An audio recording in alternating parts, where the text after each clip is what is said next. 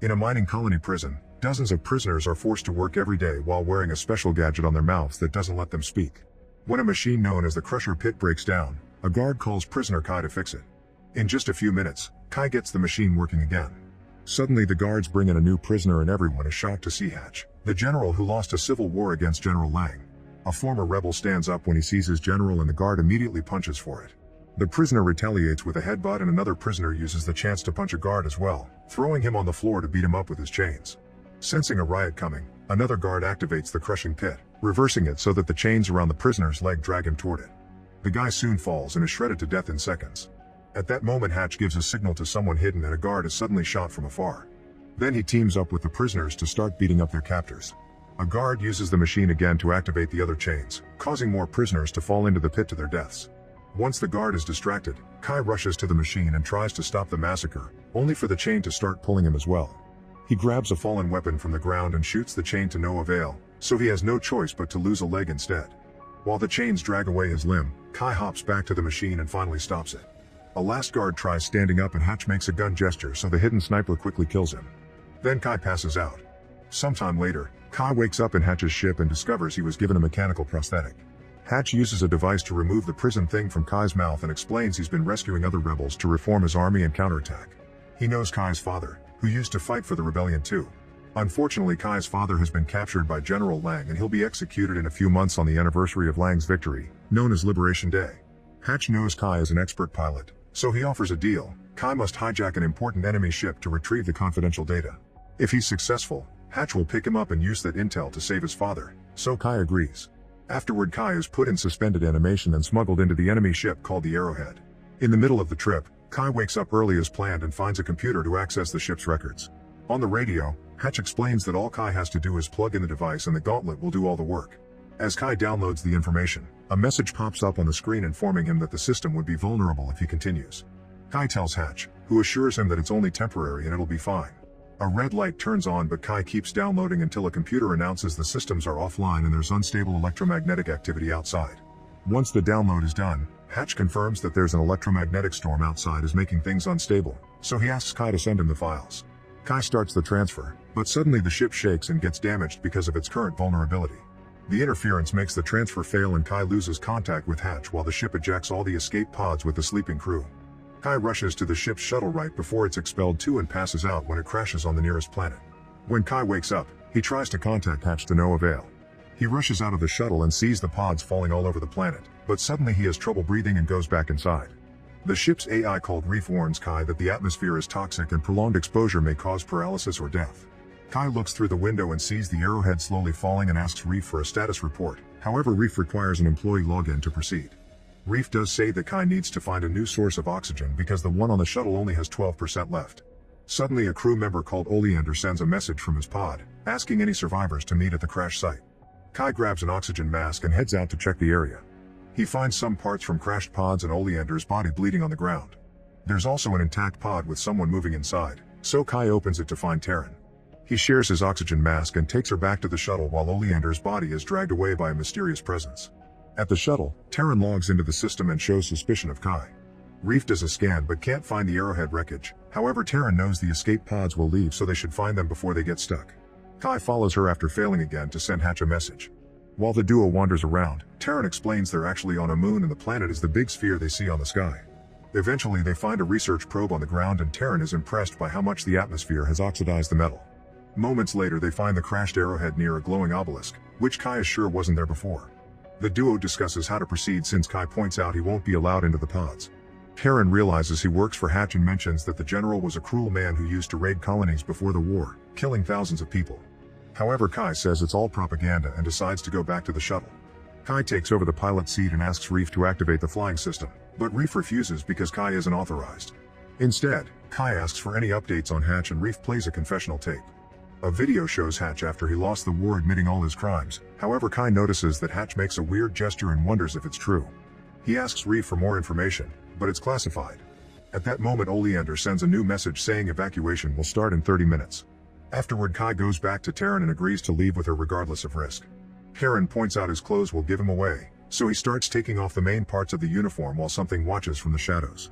Then the duo tries to reach the Arrowhead, only for an earthquake to suddenly hit the area. Karen turns around and is shocked to see Kai being dragged away by something in a cave. She grabs his hands and tries pulling him out, however she isn't strong enough and Kai is taken away. Scared, Taryn runs toward the arrowhead but it's too late, the pods have left without her.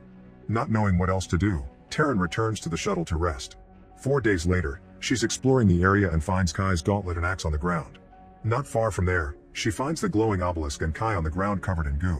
To her shock, his leg is completely healed. She takes him back to the shuttle and runs some tests, only to discover he's now in a symbiotic relationship with another organism that healed him and made him immune to the toxic environment. Reef keeps on trying to offer information and an annoyed Taryn shuts it up, reminding it to only speak when prompted. When Kai finally wakes up, he explains that he doesn't remember anything, only that he was asleep. He feels quite heavier yet fine. Karen points out she can't fly the shuttle either because she's a biologist, only certain employees had access to that system. The duo decides to check the obelisk and Kai hits it with his axe, discovering it's actually a soft cocoon. Inside they find Oleander's body also covered in goo. They carry him back to the shuttle and when Taryn touches Oleander's face with her bare hand, he keeps on twitching. Kai pulls out some wires to bring the scanner outside and they scan Oleander's eyes, which finally gives them access to the flying system. Kai immediately starts getting the engine ready while asking Reef about Liberation Day, learning he still has 76 days before they execute his father. Karen is shocked to hear he won't bring Oleander along and realizes she knows Kai. It turns out he used to work for her father when she was a kid. She points out that the man she knew back then would never leave someone behind to die. Outside, Oleander finally awakens and throws up. Kai and Taryn come out to check on him and Oleander starts yelling about how Hatch is going to kill them all. Then he picks up a gun from the ground and Kai jumps to punch him at the same time he shoots. After knocking Oleander out, Kai turns around and discovers Taryn is dead. Furious, he starts beating Oleander up. Suddenly he freezes because he notices he's been shot as well. His body starts wriggling and he passes out on the ground. Sometime later, Kai wakes up near the obelisk, looking perfectly healed. After seeing mysterious lights flying in the sky, he goes back to the shuttle area and is shocked to see Taryn's and Oleander's skeletons. He enters the shuttle and discovers the engine is failing, so he asks Reef for an explanation. It turns out he's been missing for 34 days, during which the engine was left running and eventually burned out. There are 42 days left until Liberation Day. Reef also reveals that while Kai was gone, it detected Oleander's heartbeat in the area, meaning he's being revived just like Kai. Curious, he goes to the caves and notices footprints on the sand. When he reaches out, his hand glows like the obelisk so he decides to go back. For the next few days, Kai searches for crashed pods and takes their parts to fix the engine. He also retrieves Taryn's ID badge. Reef plays cartoons for him while he works. One night, Kai wakes up when he hears a strange sound. Suddenly he starts feeling unbearable pain and Reef detects an alarming heart rate. Kai leaves the bed only to fall in agony, breaking the repairs he's been doing. Reef points out he may do worse and asks him to leave. Then Kai runs to the cave and hears the same weird noise before a terrifying monster appears. He immediately runs out and falls to his knees in pain as weird limbs come out from his back, making him pass out. Sometime later, Kai wakes up covered in goo again and returns to the shuttle. He concludes fear and pain trigger the transformation and wants to get rid of the creature inside him. Frustrated, he starts punching the engine and mentions Liberation Day, desperate to save his father. Unfortunately, Reef informs him that he slept for a long time and Liberation Day happened 2 days ago. A crying Kai goes out and falls on the ground, accepting his fate is to be stuck here forever. 3 years later, Kai is still living on the moon. He's trained his body and now whenever he accidentally hurts himself, he can stop the transformation before it happens. In the sky, he can still see the mysterious lights flying. One night, he sees something glowing inside a helmet and gets excited. He brings it outside and frees a firefly, who joins others of its kind to make a beautiful light show. When he returns to the shuttle, he finds footprints outside and discovers Taryn's badge is gone. As he discusses the situation with Reef, the AI shares a theory. He thinks Oleander has the same symbiotic relationship as Kai's, meaning he's been revived but he's stuck in the monster form. Reef thinks death is part of Kai's life cycle now. The bodies die but their consciousnesses live on in new replicated bodies. When Reef asks Kai to self-delete so it can study the body to find a cure, Kai refuses, saying it's just a theory and him reviving in a new body isn't guaranteed. Afterward, Kai searches for the Oleander monster and is shocked to find one of his dead bodies. He brings it back to the shuttle and puts it up as bait. When the monster comes close enough, Kai comes out and finally shoots it. While hearing roaring in the distance, he cuts off a piece of the monster and brings it to Reef, who scans it to confirm this is indeed Oleander's DNA. It also cross-references dates and points out the roaring could be heard every time Oleander or Kai died, which means something out there reacts to their deaths. It sounded like a mother mourning her young and it probably activated the revival process. Kai doesn't understand much because he isn't a biologist, and hearing that word prompts Reef to mention Taryn. When Kai authorizes the AI to share information, it plays a recording of the night of the shooting. It turns out Terran had been unconscious, not dead, and she escaped after Kai died. The skeleton Kai found later had been his own. Kai gets angry because Reef never mentioned that Terran was alive in 3 years, so Reef has to remind him he can only share information when prompted. Now Kai has a new purpose, finding Terran. He takes parts from the shuttle and builds a body for Reef so it can follow him around during the search. After lots of wandering, they make it to the caves and Reef tries scanning the tunnels. However, there's a strong electromagnetic interference that messes with its system. They decide to follow that weird signal and Kai starts smelling something weird. Since it's dark, he asks Reef for something bright and the AI plays a rather loud video. Kai has to run to disconnect the sound, but it's too late. The creature comes out of the shadows and attacks. As Kai dodges the attack, Reef gets tackled instead, and the monster goes after Kai next. It quickly bites his arm and Kai uses the chance to hit it with his axe, killing it. At that moment the same roar echoes in the cave. Kai follows a glow at the back and finds his original body next to Oleander's. After the initial shock, he covers Oleander's face and suffocates him out of mercy. This kills his beast as well. Now Kai should do the same to his body, but he can't. Instead, he retrieves his prosthetic leg and goes back to searching for Terran with Reef. Eventually they find the spot where Reef last sensed Terran's heartbeat and Kai can tell something launched on that ground, which means she managed to escape. At that moment Reef's screen starts failing again and Kai realizes his prosthetic leg is causing it.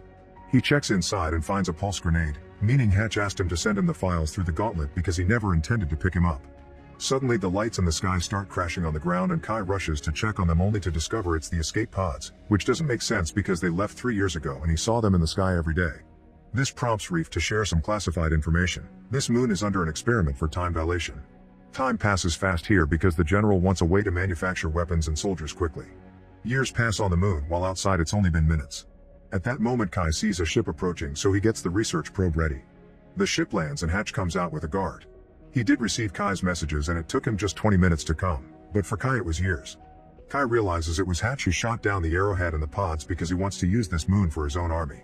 He tells him all the information is in the shuttle, but Hatch knows he's lying and knocks him out. When Kai wakes up, he's chained up in the shuttle and discovers they have Terran too.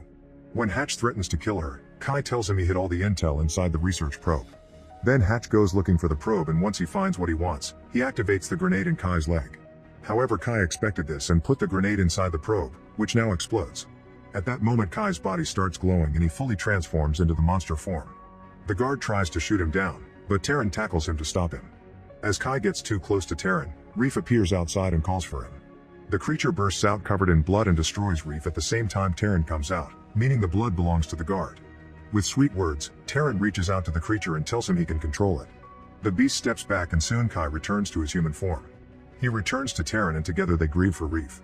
Suddenly a heavily wounded Hatch appears and starts shooting at Kai before stabbing him. Kai uses his monster strength to grab Hatch by the neck and allows a creature limb to come out to kill him. Afterward the duo manages to reactivate Reef and they escape in Hatch's ship. Meanwhile near Hatch's body, a roar can be heard. Make sure to subscribe and turn on notifications so you can watch more videos like this. Thanks for watching.